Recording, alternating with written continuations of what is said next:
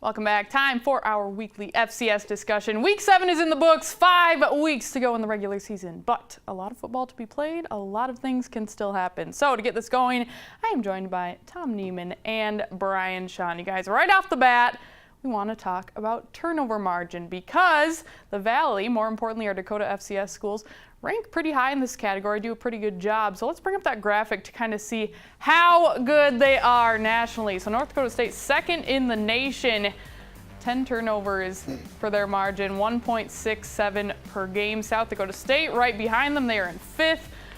Their turnover margin is 1.6 per game. South Dakota, which there should be a little asterisk, they dropped after this past weekend, but they are 20th with 0.8 per game, and then North Dakota, who rose up this weekend, 29th in the nation with 0.5 per game. So looking at this turnover margin, you know people don't like to get wrapped up in too many stats, but this is like there's a story behind the numbers. Turnover margin can mean a lot. So Bishan, you specifically looking at NDSU, that has been a huge part of their season and their success.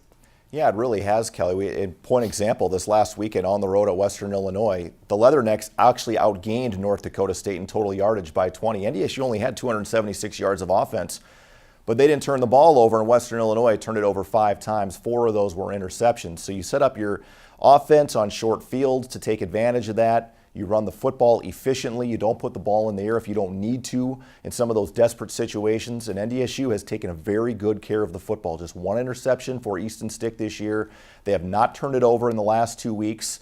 Very important on the road when you go to places like Northern Iowa, Western Illinois, to win the keep-away, take-away game. And the Bison have done that. That's a big reason why NDSU is still undefeated in Valley play. Yeah, that's huge. And one of the striking things with NDSU's turnover margin, 10 of their 14 forced turnovers are interceptions. And Tom, I'm taking this all the way back to the Dakota Marker game, but the NDSU offense didn't really have anything going. All of a sudden, they get a pick in the red zone, and they took off from there. How big was that? I mean, how much can that defensive effort really get your offense going? Yeah, it can. And turnover margin, as you said, we get hung up on the stats a lot, but it does play itself out. But maybe points off of turnovers is more of a basketball stat, but it should be more of a football stat. Whether that turnover leads directly to a field goal or a touchdown or some points, and NDSU does a good job of that. But you look at the turnover margin last year, Stuart, 5 of the top 6 teams in turnover margin in the Missouri Valley, 5 of those top 6 went to the FCS playoffs. So it does bear itself out. And again, this year, 5 of the top 6 are the top teams in the standings. Missouri State is kind of, there's always one exception. Missouri State, their turnover margin is terrible right now, but they're 4th in the Missouri Valley Conference standings. So there's always one team that kind of throws it off, but it really does bear itself out where that turnover margin, you look at the end of the year, the teams that are best at that are the teams that have the great record. So it's holding up so far this year as well. Well, and also South Dakota still ranked 20th in turnover margin, but they turned it over 3 times this past weekend, yeah, and didn't turn UNI over at all, and they had those catastrophic turnovers. So before week 7, USD would have been right up there with South Dakota State, NDSU in that top 5, top 10, but you just see how important those turnovers can be. And I mean, I have the numbers right here, so bear with me. I'm going to read you guys a little bit, but USD and UNI in their game, across the board, it was pretty even. Total offense, USD 366 yards to Northern Iowa's 356. I mean, USD had more first downs.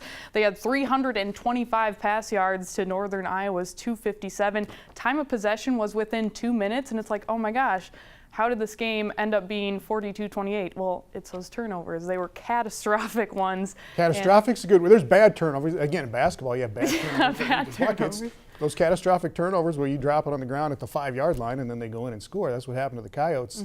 So, yeah, I mean, it's making a huge difference right now in the standings. Yeah, definitely. Well, moving on to another stat, because we're just going stat heavy today. Red zone offense. And I'm starting with USD on this one because that was a key, if you listen to the interview that Jay did with Bob Nielsen yesterday, going into their game against Northern Iowa. It's one thing to, you know, be able to put points on the board, but when you have to settle for a field goal instead of a touchdown going into that red zone, which happened to USD on Saturday, it can really make a difference. And Tom, you know a little bit about this, of the red zone offense and how that stat can be deceiving sometimes based on those field goals and touchdowns. Yeah, just look that up. You get red zone scores is what they go by in most of the stats, how many times you get into the red zone, how many scores you get out of that to combine field goals and touchdowns. But red zone touchdowns is probably a better indicator of how you're doing that year. And that's the one thing about the Coyotes you mentioned. Their red zone numbers are very good. They've, in the conference play so far, 13 out of 15 red zone scores scores for USD, but only 8 touchdowns out of those 15 trips. So that is just 53%. That puts USD 8th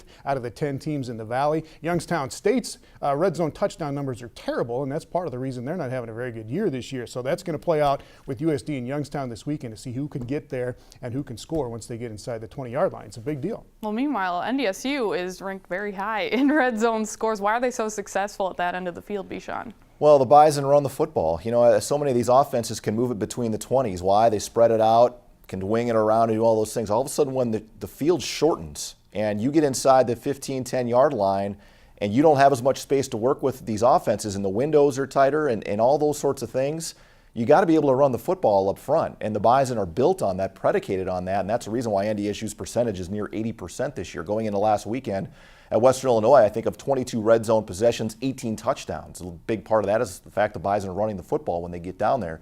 This weekend's opponent for NDSU, Illinois State, also very good. Well, why do you think? Because they run the football. You know, James Robinson has got 10 total touchdowns, 9 on the ground this year, which is among the best in the FCS.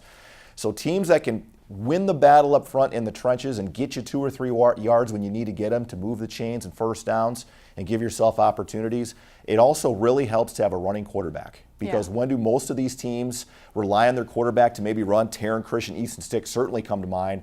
When you get into the red zone or you need first downs, that's when those guys can be the most dangerous. And we've seen that here throughout the first 3 weeks of the regular season in the Valley. Well, really quick. That Illinois State NDSU game is going to be a great indication of whether stats do hold up, because Illinois State in the Valley right now is tops in total defense. They're tops in giving up the fewest points so far, but they go to North Dakota State. We'll see how that holds up this weekend. Yeah, the gauntlet for Illinois State is still ahead. South Dakota State, Northern Iowa. I mean, not saying they haven't had an easy schedule by any stretch, but the gauntlet is coming. Illinois State was 6-2 at about this point last year and finished 6-5. So you never know how things are going to work out. Yeah, we'll see on Saturday. Yeah. All right, and also Saturday, USD is going against Youngstown. We saw last weekend South Dakota State was very successful against the Penguins because their run game was great. Bichon, like you said, North Dakota State, great team. Their run game happens to be great, so we'll see how that goes. We'll have more on that game on Friday. But you guys, thank you so much for the great little talk here. Thanks, Stu. You bet.